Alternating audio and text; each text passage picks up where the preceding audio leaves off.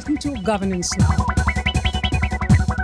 This is Gitanjali Minhas and you're watching Checks and Balances. 41 labourers were trapped in the under-construction Silkyara Barkot tunnel, part of the CharDham Pariyojana in Uttarakhand, when it collapsed recently. It took 17 days to rescue these construction workers out of the tunnel safely. This tunnel, which is 4.5 kilometers long, did not have any escape route. Uttarakhand is crossed by Himalayas, the youngest mountains in the world, and warming at an unprecedented rate as compared to any other part of the world.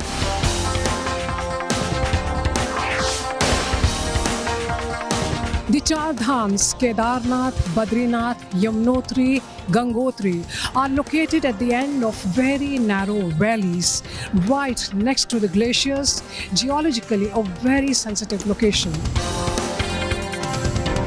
In the event of heavy rainfall or precipitation, the melting glaciers cause major devastations downstream, as seen in the 2013 Kedarnath floods, or more recently in Sikkim. Entire Himalayan region has a series of 4 major fault zones: the Himalayan frontal thrust, the main central thrust, the main boundary thrust, and the Indo-Tibetan suture zone. From each of the fault zones have emerged the Shivaliks, the outer Himalayas, etc. in the past. Geologically, the rock underneath the crust of the earth is causing a lot of friction, crashing and cracking with other rocks as the rocks slide past each other. 65% of the homes in Joshimath, another pilgrimage town in Uttarakhand, are affected by land subsidence as per government reports. The Himalayas are crisscrossed by several other smaller fault zones, like the North Almora crust, the South Almora crust, etc., and therefore requires extreme caution in disturbing these sensitive geological zones. Having said that, like the plains, infrastructure is also required in the mountains to boost tourism, and also because the locals want access to good roads. They want to be able to get up the homes and go to the markets, to have access to better healthcare facilities, education, electricity, and everything else.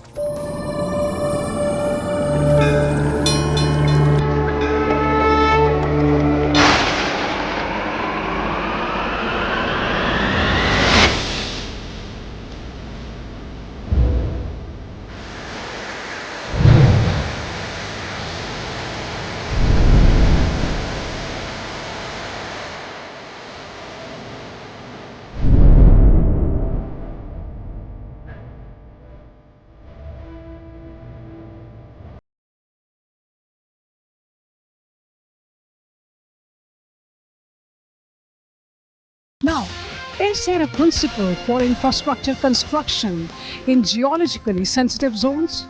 We discuss some of the key points here. Professor Ravi Chopra, former chairperson of the Supreme Court appointed high-powered committee on CharDham Pariyojana and chairperson of the Supreme Court appointed expert body on 2013 Kedarnath Tragedy, said,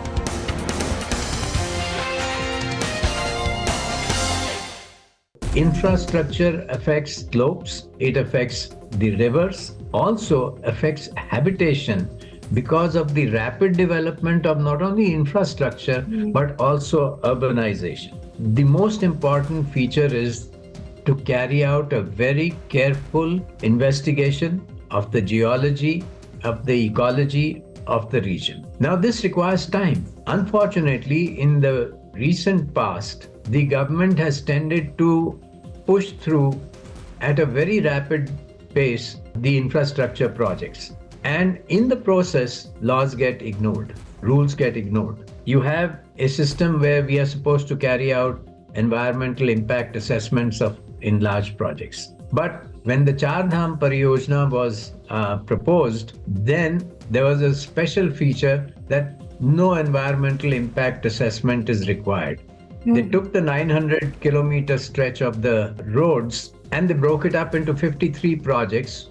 The law says that if the road length is under 100 kilometers, you don't need EIA. So they managed to avoid EIA. I would say that under no condition should EIA be ever avoided. Secondly, even when EIA is done, the tendency of doing EIA is ki formality has to be fulfilled, kuch bhi likh do. And knowing the developer knows that this is an important project for the government, so that won't get cancelled. So you write something. Now who's going to monitor them? State Pollution Control Board, the Central Pollution Control Board, both of them have been terribly weakened. The entire regulatory system of the environment management has been ruined. And therefore, they have neither the staff nor the budgets do a good job. The committees that are approval committees, sanctioning committees that are appointed, usually a few days before the meeting, they get a whole stack of EIA reports or detailed project reports to go through. Nobody has the time to do that. So people on their journey to the meeting place, on the way they read these, they scan through quickly to be able to say something intelligent. But these meetings are rushed. They're not paying proper attention. Ministry of Road Transport and the Central Electricity Authority, which sanctions the dams and so on, they do pre-feasibility studies.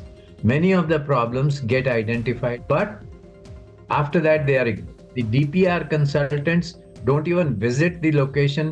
Delhi में बैठ के या देहरादून में बैठ के वो अपनी reports बनाते हैं और जो स्थानीय स्थिति है उसका कोई जायजा नहीं ले. Then you have the next regulatory job is that of the Ministry of Environment and Forest. Now this ministry is more worried about sanctioning development projects rather than saying we want sustainable development. So the ministry is undervalued by the government and underrated by its officials. The Government of India in 2012 adopted a national highway policy that said that the highways across the country will have a width of 10 meters with a blacktop surface, with extra space required for water drainage and speed crash barriers. The width could go up to 12 to 14 meters. Now in the mountains, this means cutting off more slope, loss of soil, loss of trees, and loss of green cover. The environmentalists here told us that like the leaves of the trees, the soil is also a sink for carbon dioxide. Therefore, in 2018, the Ministry of Road Transport and Highways issued a notification which said to the effect that the experience of the past 5 years of working in mountain areas has shown that the 10-meter width will not be suitable for mountain areas because we have noticed a lot of devastation, instability of the slopes increases, there's a lot of loss of forest cover and a few other things. And they said that in view of this, where there is a limited amount of traffic, and in the mountains normally there is limited traffic, the width of the road should be 5.5 meters. In the CharDham Pariyojana, this notification, which was issued in March of 2018, was not revealed either to the courts or to the high-powered committee which was supposed to monitor the project. It came out accidentally when we were finalizing our report, and in the course of finalizing the report, accidentally one of our members came across this notification, brought it to our attention, and there was a big dispute on the width of the road within the committee. But finally, when the final report was submitted to the Court of Justice Nariman, Rohinton Nariman, even though it was the recommendation of the minority group in the committee, the justice said that's the notification of the ministry, it has to be followed. Later on, the government went and changed the notification, and so they are going ahead with the 10-meter width. Now, in the Himalayan region, you have to respect nature. You cannot get away from disturbing nature without paying a heavy price for it. CAG, after the project is over, the CAG submits reports. The CAG, often very critical, but the recommendations made by CAG are rarely followed in the subsequent projects. So it's all lot of good knowledge, good proposals, suggestions being made to the government, falling on deaf ears. Dr. Hemant Dhyani, convener, Ganga Ahavan movement and member, Supreme Court appointed high-powered committee on CharDham Pariyojana says,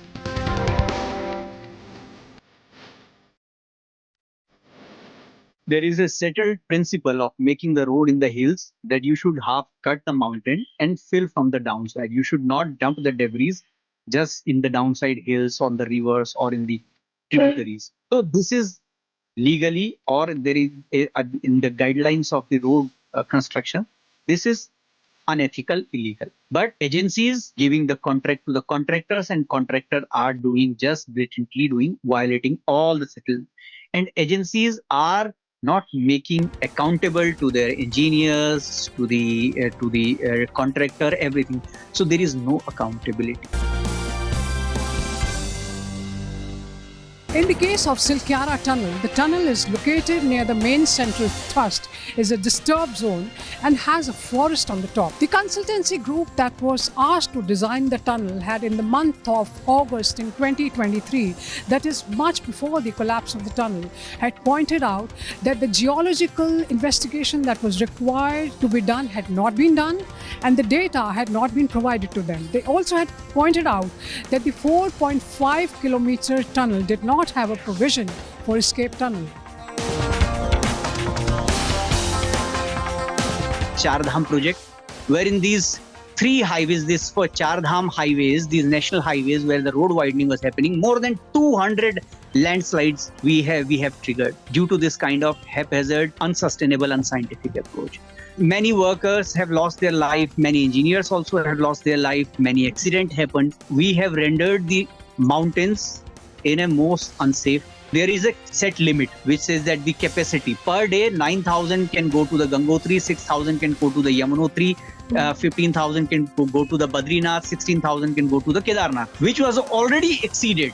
Like we calculated, it was more than 2 times in these valleys. In Gangotri, government said, okay, it is 9,000. Okay, let's say 9,000. They're going 12,000, 15,000, and they keep increasing every year. What will happen? And this mass tourism, mass centralized tourism is very dangerous. If something happened in this era of climate change, that could be a massive calamity. These highways are planned for one day, more than 10,000 vehicles can fly on these roads. These are designed like this.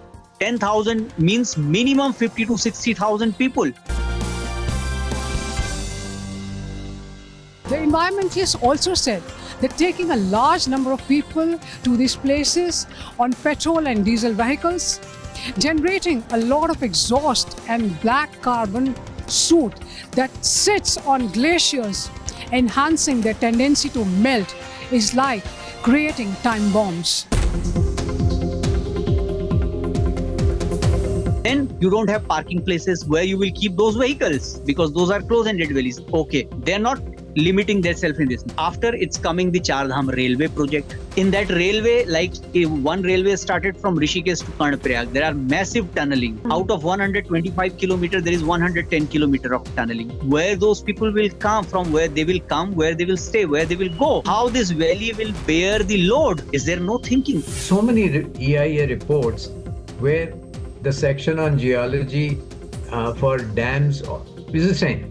It seems that the consultants just cut and paste. Why should such reports, they should be thrown in the dustbin and the consultant should be blacklisted? So many reports, scientific reports, which says that the current approach of the in the name of development for these so-called mega projects, big projects, is just nothing but a recipe for the disaster. While the CharDham committee has managed to sensitize the government and the judiciary towards the geological, ecological and cultural consequences, the critical issue of width of roads in these regions has not been addressed.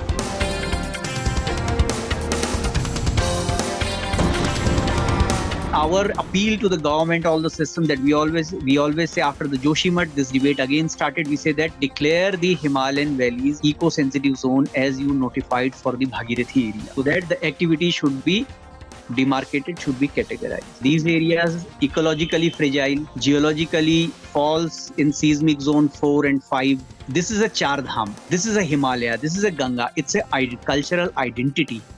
ये हम उस देश के वासी हैं जिस देश में गंगा बहती है.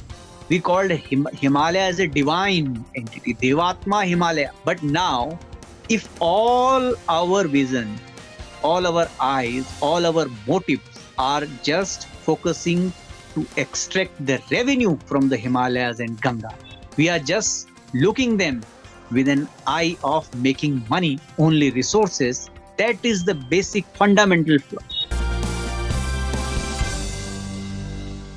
The current tendency of developing tourism in 4 or 5 locations, opening hotels, giving employment to young girls and boys as waiters or receptionists, the environmentalists said is flawed. Instead, if you really want to develop tourism in this state, there are hundreds of locations where a visitor can enjoy the beauties of nature. There are panoramic scenes of snow-clad Himalayas. There are beautiful forests. There are all kinds of birds and animals in the forest. There are beautiful flowing streams and rivers. We have to preserve this. And if we did that, then combine it with systems of homestay where well-trained young people can take the visitors on hikes and tours and tell them about the local culture, tell them about the niche kind of grains and other fruits that are grown. Right. Tremendous possibility of spreading the benefits of tourism to a large population.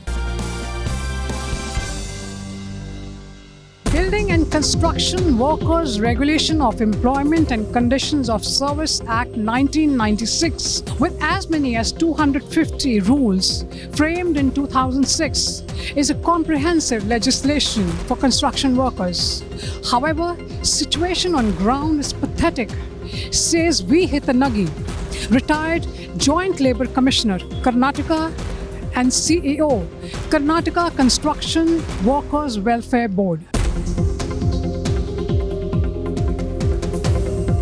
Provisions of these safety rules have not reached the workers per se. Only 5 to 10% big companies like L&T and Afcon, all these companies, they are implementing these safety rules. They are required to be trained in usage of PPT, personal protective equipments, PP tools, and contractors.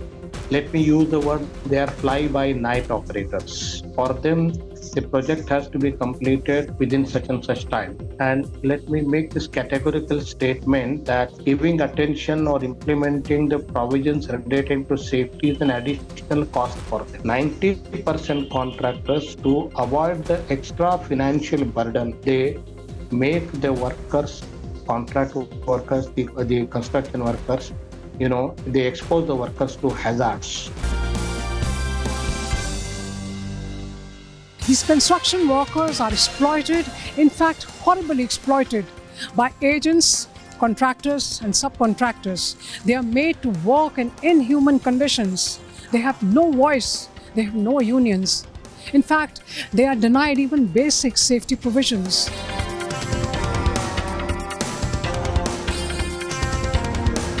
Ambulance is not there. They don't have a tie-up with a nearby hospital in case of emergency, where we have seen the dead bodies are left like that, and the building owner or the contractor runs away. Welfare board is set up for them. Cess is collected. 1% of the cost of construction is collected. You find almost all the construction boards in the entire country are cash rich. You will find in their kitty 10,000 crores, 15,000 crores, like that amount. And if you see the welfare schemes that have been framed, there's no uniformity in the welfare scheme. And the delivery also is slipshod. A lot of bogus beneficiaries are enrolled. And there are a lot of middlemen, and unfortunately some of these boards are not functioning in accordance with the spirit of the Act. Workers' records are required to be maintained. They should be given employment letter. Wage slip is not given.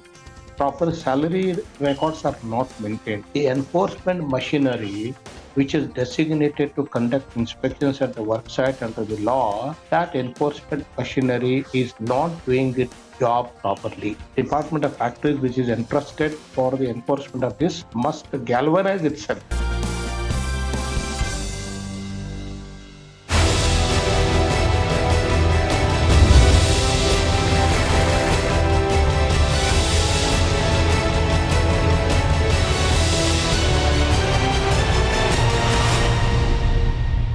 Despite Supreme Court interventions in giving comprehensive directions to the states to implement the law in letter and spirit, and to the central government to monitor, little has been done on ground. This law should have brought qualitative change in the lives of construction workers, says Hittanagi. Thank you for watching Checks and Balances.